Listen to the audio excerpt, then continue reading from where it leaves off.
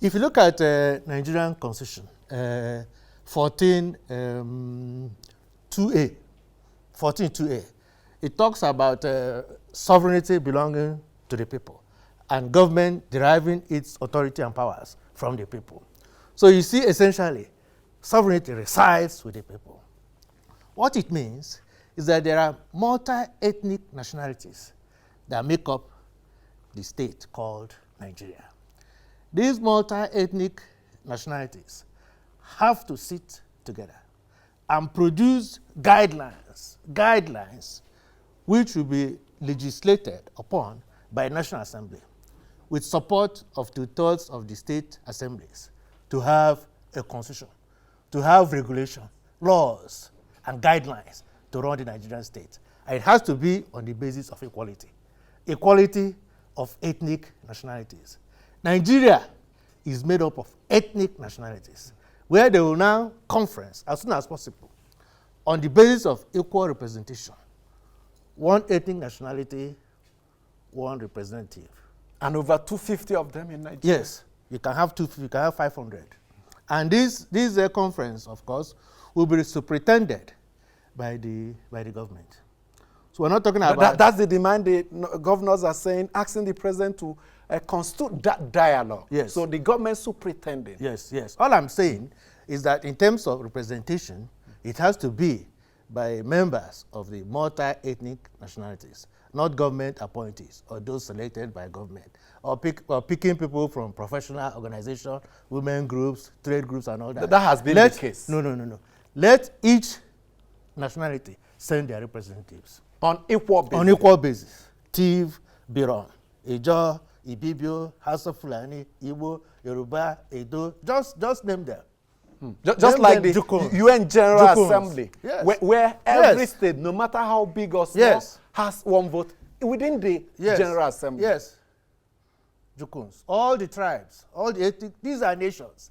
These are sovereign, Ishekiri, Urobo. These are sovereign nations that occupied Africa, right? Before colonization, right? Before colonization. The gunboat diplomacy from the Niger Delta, and of course, the annexation of Lagos, 1861, right? Mm-hmm. Now, the role of the National Assembly. The National Assembly caucus, Southern caucus also supported the position of the Southern governors.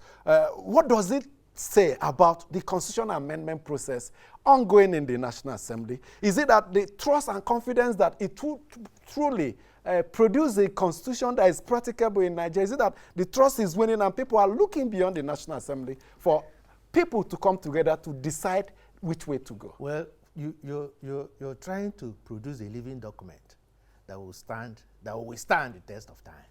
A living document that will stop the agitations.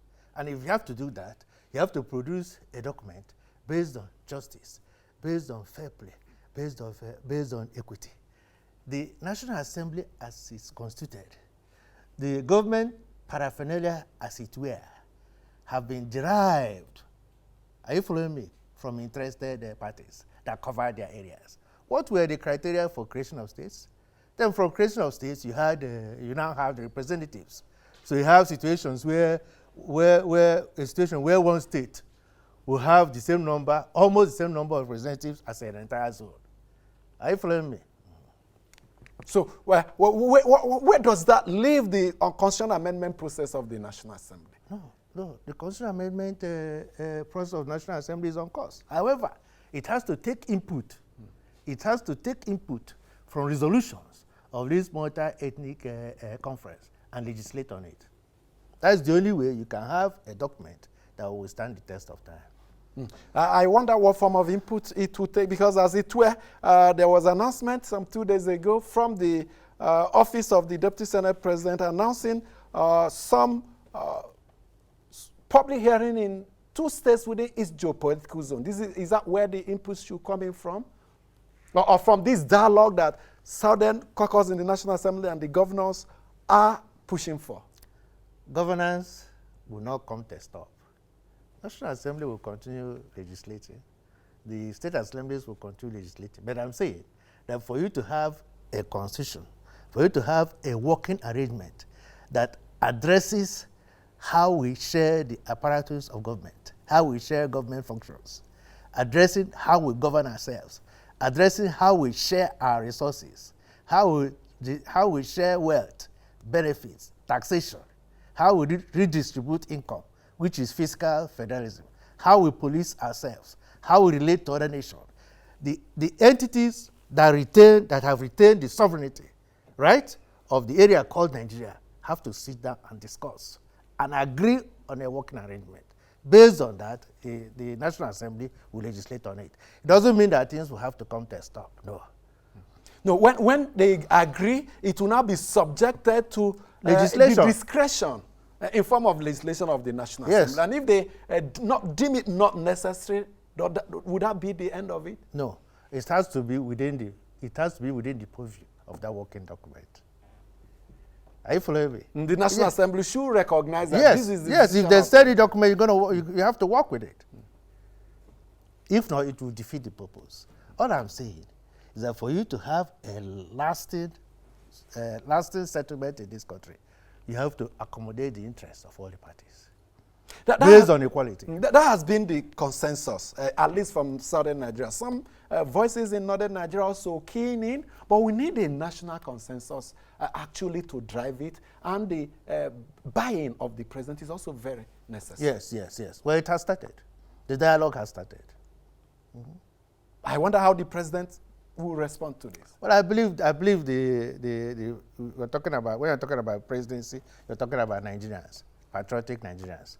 So I believe that everybody will follow the guidelines, will work according to the lines that will bring lasting peace in the country. I believe the presidency wants lasting peace in the country. What form of, what time frame should we need for this dialogue? It needs to start as soon as possible and continue whatever until results are achieved. There's no time frame in the life of a nation. Not the nation is in dire straits. So once you start talking, it will cool tempers. I will continue talking until we achieve results. It has nothing to do with the election. Elections can go on. It has nothing to do with National Assembly functioning. They can go on. That sounds interesting. Because there were previous efforts, but your point of departure is that we saw the Abacha National Conference, we saw the Jonathan Conference, the I think Obasanjo Conference too. But you don't want that to follow that trajectory of picking people from certain category, pressure groups. These people have to be sent by their ethnic nationalities. Also, when you look at all the previous efforts are useful in the sense that how do constitutions emerge? Constitutions emerge from working documents, from resolutions from the past. You bring everything to the table. So we're going to look at the American Constitution. They should serve as working documents. Yes, look at the American Constitution. American Constitution is a result of New York Constitution, drawn up by John Adams, Massachusetts Constitution by John Jay. So that's how, and of course, Federalist papers, even the Treaty of Independence. So all those past conferences, all those past resolutions, all those the documents produced will be brought to the table and used as guidelines for function of this conference. That would be like returning to base, starting afresh, a new era for Nigeria. Yes, return to base. The base are the multi-ethnic nationalities. That's the base, and they retain the sovereignty. You only borrowed it. To govern them. So it's a borrowed authority. The ultimate authority resides with the people. And that was the process in 1960, and of course you make reference to the 1963 Republican Constitution also followed. Agitations, dialogue, consensus on the way to be. Yes. Yes, that's 60 to 63 Constitution. And of process. course, 51, the Ibadan Conference, 53, 54, the Constitutional Conferences in London and Lagos. And expectedly, the referendum should be put at the end of it all. We're not talking about referendum here. We're not talking, you're jumping we're not talking about referendum, that's too early. Let's have the dialogue. No, at Let's the end have of the the conference. day, They will now decide what they want. The document will say referendum if they want referendum. Everything is on the table. And you have insisted it will throw up justice that will indeed usher in a new Nigeria. Yes, a new Nigeria. A new and greater Nigeria. Because all voices will be heard. Hear my voice. That's the essence of democracy. If you have a voice, let's hear your voice. Based on equality. Based on equality. These are ethnic nationalities, sovereign nations. The Ijaw nation, Isekiri nation, the Urhobos. These were the Igbos. These were the Yoruba. These are entities. They were Hausa states. Are you following me? That's how other federal systems Kanem Borodu, the US, the Australia, the Germany, yes, follow okay, this yes. If you look at how do you derive constitution? Two ways. You have collation. You have aggregation of sovereign entities like US, like Canada, like Australia. Or you have devolution from a central authority to sub-national governments like Nigeria, like India, like Pakistan. However, in the case of Nigeria, if you look at Nigerian history, where you had the regions, east, west, north, formalized by Bernard Baudillon, you now had the constitutional conferences, independence, and creation of a fourth region, the Midwestern region. After that, you now had the Civil War. Are you following me? What followed was now creation of states based on nuances of whoever was in charge. Not based on objective criteria. No. They were subjective criteria. If they were objective, Southeast, that was one region out of 4, will not have 5 states out of 36. Are you following me? If they were objectively derived. Because it's not a question of land mass, population, viability, history, geography, socio-cultural affinity. Are you following me? Survivability. These are things that will derive states, not just carving up land mass, population at some point became major factors in determination of revenue allocation in the country. Well, you must understand that if you review revenue allocation in Nigeria prior to 59, it was purely derivation. States kept what they had prior to 59. Since then, alterations to the revenue allocation have been made to favor the center. For instance, in the 1963 Constitution, 50% derivation to the region that produces the resource, 30% to a distributable pool, and 20% to the center. Perhaps that's when the center began to encroach. And take more and more. I wouldn't even say 50%. I would say the region from which the mineral or from which the resources derived kept everything. However, they gave 30 to be distributed. Are you following me? And they gave 20 to the federal government. But that has changed. It sounds like a more equitable system. I don't know whether it's equitable. Whatever is going to be equitable has to be adjudicated upon and discussed by the people in a conference of ethnic nationalities. If they say they want to keep everything, you keep everything, then you bring out something for the central government that has functions of an exclusive list, about 66 items. Give them enough money to run that. Are you following me? Then bring out some for emergencies, for national emergencies. Then if you want more resources, you go and develop your area and look for the resources. Every part of this country has great potential for resources. You just have to be creative and innovative. Just oppose with what is presently contained in the 1999 Constitution that we're implementing, 13% derivation formula. Yes. The bulk in terms of the distributable pool going to the federal government with some to the states and local government. Yes. We're in a hurry. Bring everything to this conference. Bring everything to the Conference of Ethnic Nationalities. There's no time limit. If it's going to take us a year, if it's going to take us 2 years, whatever, the reality is that there will be a pause in terms of agitation. People will hold their breath. There will be a cool-down period until we arrive on what we... Meanwhile, the system continues the way it is until we arrive at equitable formula, equitable arrangement, equitable structure to govern ourselves, share our resources, police ourselves, and relate to foreign entity. And we're at a point now in our history where we need the agitations to be put on hold to simmer. So we can talk. Yes, because so you don't end up destroying the whole situation as it were. Then there won't be any country to govern. Presently, as it is, Nigeria is the 7th most populous nation in the world. 1950, Nigerian population was about 38 million. Presently, ballpark 200 million. Population dynamic studies project that by 2030, Nigerian population will be 236 million. And by 2050, Nigerian population will be 410 million. That will bring it to the 3rd most populous nation in the world. Why this progress? Why this population explosion? Improvement in social services, education, health, sanitation, water, hygiene. So what you have is that you have a situation where there's an explosion of the under 25 age group. Not only do you have an explosion of the under 25 age group, you have an increase in the working age group, which is between 15 and 65, right? And below 15, and a decrease in those over 65. So you have what is called a gross dependency ratio, where you have a decrease when you compare the ratio of the working age group, 15 to 65, and dependent age group less than 15 and over 65. What happens?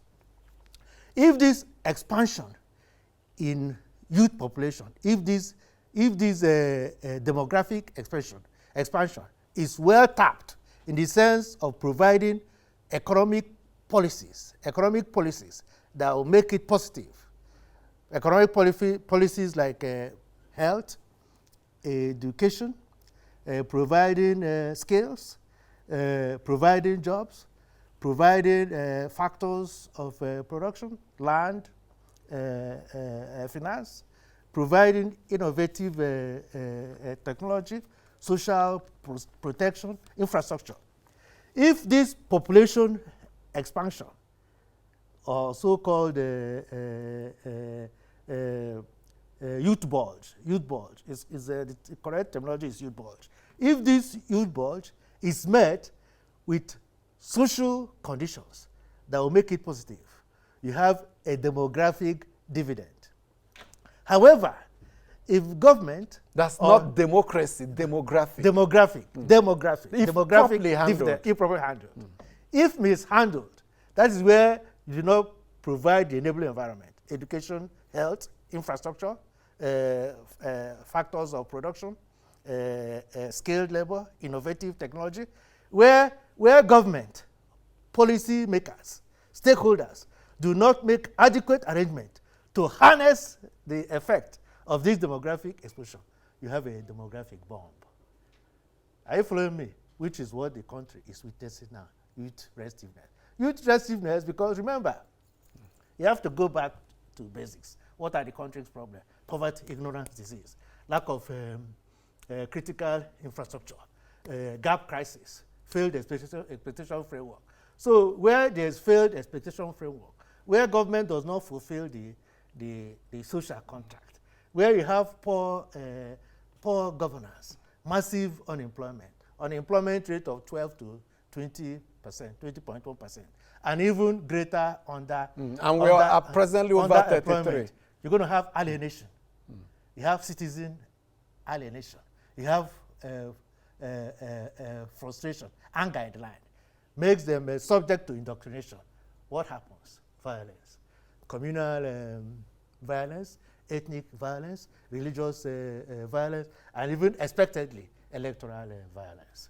So that is what you describe as youth restiveness. How do you solve it, right? How do you job creation, no doubt. You got to go back to basics. You got to go back right from providing services for the. You have to take that child from the expectant mother, from delivery, right? Even pre-conceptual counseling. Take care of the infants. Provide health. Provide immunization.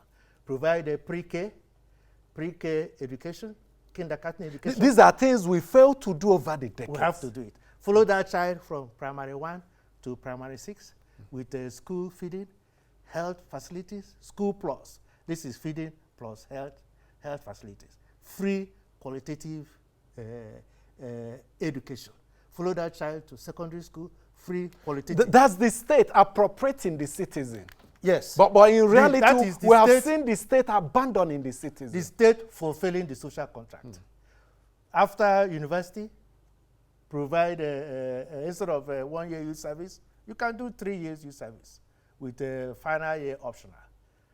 Provide entrepreneurial loans, agrarian loans, provide scale. You set up a youth empowerment commission, just like the Federal Character Commission, that will ensure that if you have to hire, you're going to make certain provisions for the youth. Very beautiful on paper, but the political class we have, is it the one that can follow this to reality, or rather the ones that will appropriate these resources to themselves? It is not following it on paper. It is the reality that will happen. The issue now is at what cost. All the things we are discussing will happen. Remember the Arab uprising. Nigeria cannot live in isolation. Nigeria is part of the global community. Our youth that are reading this, that participant in the international, there's a world dialogue going on. Are you following me? So when the time comes, it will happen. It's just at what cost? At what cost? Government has to fulfill the social contract. Those who hold authority have to pay the price for that authority. And that price is fulfillment of the social contract. So it's going to happen. It's a question of time. I've seen statements, lamentations that the Nigerian state is losing its citizens to other sub-national groups, non-state actors. Or to banditry you or hear, local terrorism. Yes, you see terrorists, bandits, name them, get intelligence, get support and cooperation from citizens. Which citizens? That citizens don't give to government and its security forces. Very, very dangerous for the Nigerian state. That's loyalty. Well, now that we're going from youth restiveness to banditry, I prefer to call it local terrorism. Banditry sanitizes it. It's a terrorism. From we are talking about Boko Haram, coming from the Lake Chad Basin. We're talking about the Islamic State for West Africa, coming from southwest Niger, or the Islamic State for Greater Sahara, or the Al-Qaeda of Islamic Maghreb. It's all terrorism. And what you're seeing essentially, because of the porous border, the Nigerian border is about 1,497 kilometers, 1,500 kilometers ballpark. That border is porous. Are you following me? That border is porous. You have rugged terrain.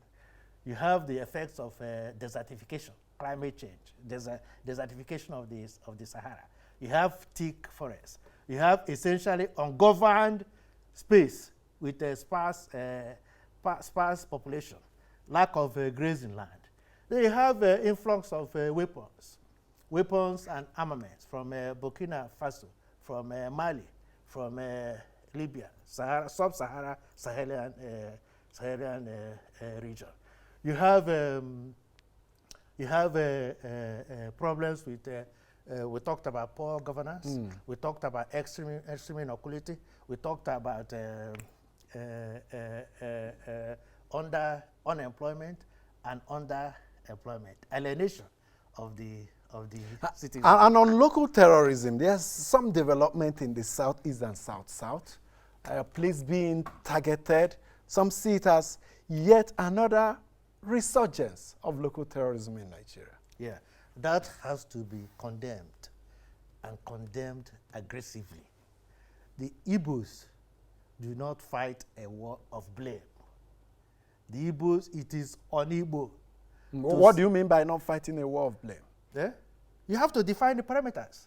You have to go to your opponent or the aggressor and provide demands. A, B, C, D happened. Can you make restitution?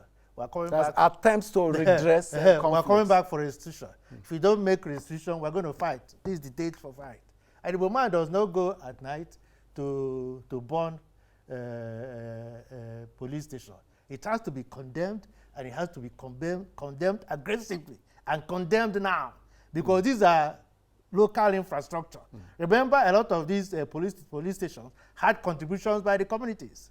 And then after burning the police station, so it's going to protect the people. Are you following me? We don't want to provide an incentives, as it were, calling a dog a bad name to hang it. We don't want to provide incentives to detractors to ravage Igbo land. We don't want to fight a war of blame. There are parameters for dialogue. We're talking about conference of ethnic nationalities. That's what we're talking about. That should be the attention.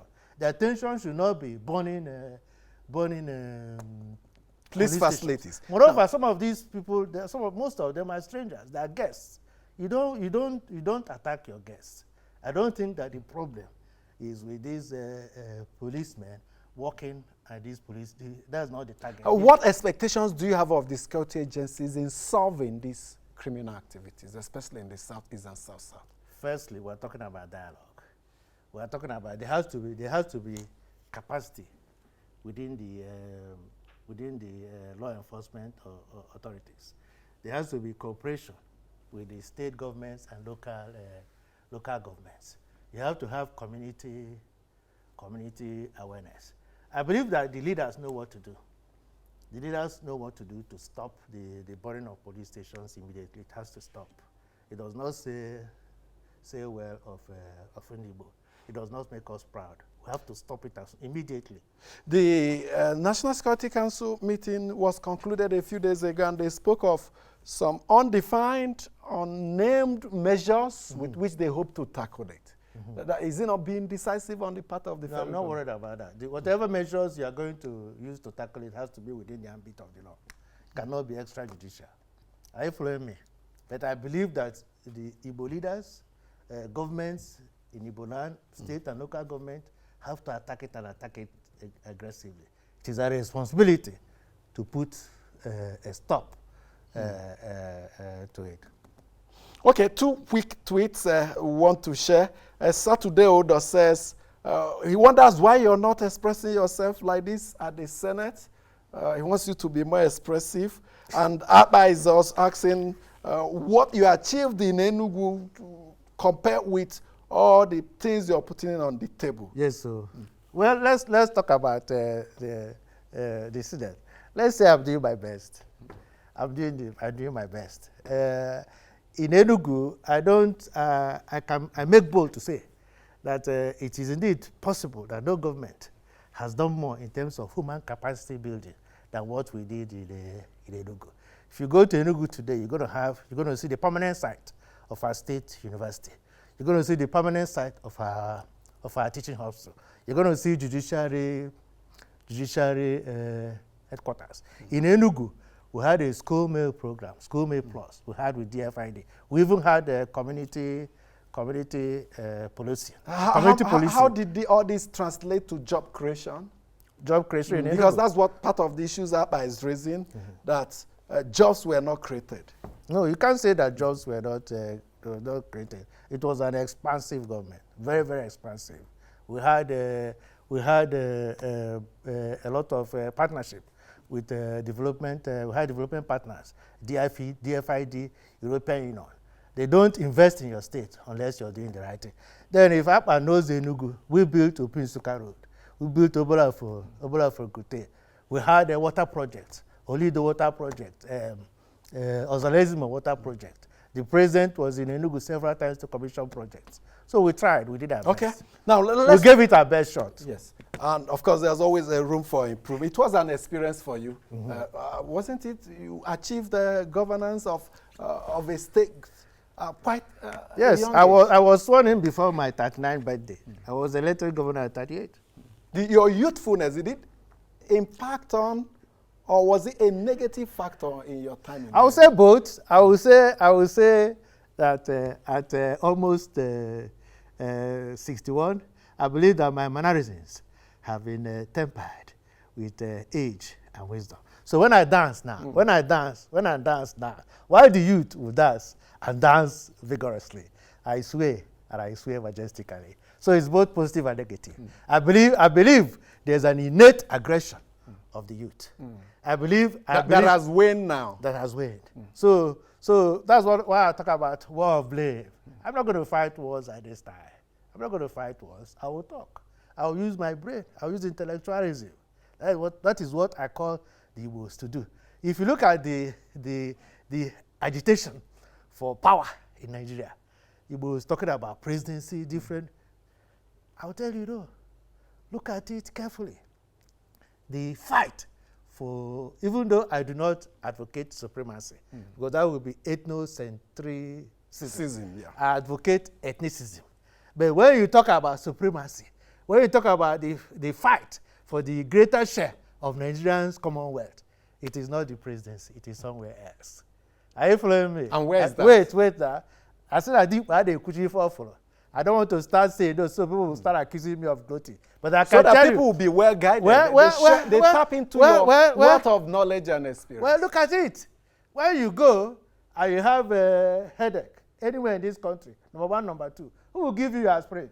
Where you go and you need vulcanizer, who is going to provide you vulcanizer? Where you go and you need to eat at the motor park, who is going to give you the food? Where you go and you need emergency renter, who is going to rent you his house? That is where it is. Do you follow? If you're saying that supremacy, if you're saying that predominance of Nigerians' Commonwealth has to do with economic development, in this quality of life, it is not with the presidency. Look at the poverty rate.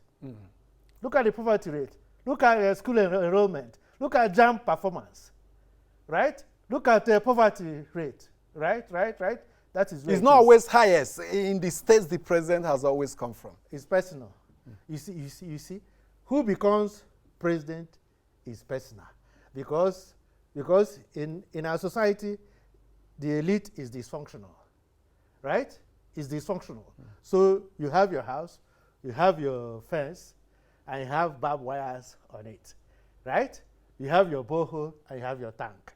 There are those who have their borehole, their tank, they will provide taps outside for the neighbors to benefit from. There are those who will not put a wire fence. There are those who will say their gates will open from this time to this time. There are those who provide food, provide scholarship program. So the presidency is personal. It's personal to you how you govern. It has nothing to do with the people. Moreover, it's only for 8 years. Are you following me? So the maximum. So the treasure is somewhere else within the Nigerian Commonwealth. And that is where we should focus on. Yes. Okay, I think you have tried to break it down, and we can comprehend. I hope I have not talked too much. No, of course, you own the right to express yourself. It's constitutionally guaranteed. I have a voice. Yes. M. Rich says, you are speaking the minds of the Igbos. Appreciate what you're doing. Let's look at Nigeria after 22 years almost of democracy, because Democracy Day is coming, 1999. Now, Nigeria from independence, where we are coming from, where we are, and where we are heading to, as we are concluding. Yes. What do you make out of this? Yes, Nigeria is a great nation. For me, Nigeria is one of the greatest nations in the world. Nigeria is the greatest nation in Africa, bar none. Nigeria has one of the most advancing economies in the world. Nigeria is a country that has left footprints on the firmaments of history. Remember, we're talking about a nation that led for the independence and liberation of South Africa, of Zimbabwe, of Namibia, Mozambique. Are you following me? Mozambique, Angola. We are talking about a country that fought and led to stabilization in Sierra Leone, Liberia, Somalia, Sudan. You're talking about a country that has lost their sons and spent a lot for upliftment of Africa. Even in the bombers and India during the Second World War. Yeah. And then, of course, we have the resources, both human resources and mineral resources. He's a giant with a clay feet that will discard the clay one day. He's a sleeping giant that will wake up. So I'm proud of Nigeria. Nigeria has great potentials. And when you talk about the life of a country, 60 years is not long, When you talk about America, American independence was July 4th, 1776. And America still has teething problems. So Nigeria is just starting. It is a good start. We just have to get it right. The journey has just begun. Yes, but I believe that because the world has become digital, you now have Citizen X. You have Nigerian kids exposed to the rest of the world. I believe that with time, the youths will force us to the table and we'll get it right in this country.